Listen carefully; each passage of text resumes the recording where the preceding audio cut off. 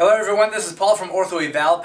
Today I want to talk a little bit about metatarsalgia, and I want to talk about hammer toes and how to conservatively manage them. Not all of these have to have surgery, okay? Now if you look at this young lady right here, you can see her second and third toes are hammered quite a bit like this.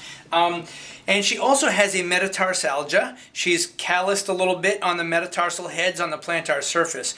So we are going to put her into an orthotic that has a little metatarsal pad here. Now watch what happens when we put some pressure just posterior to the metatarsal head. So I'm going to use my thumb acting like a metatarsal pad. So watch, relax. There you go. See what happens to the toes? They settle down here a little bit.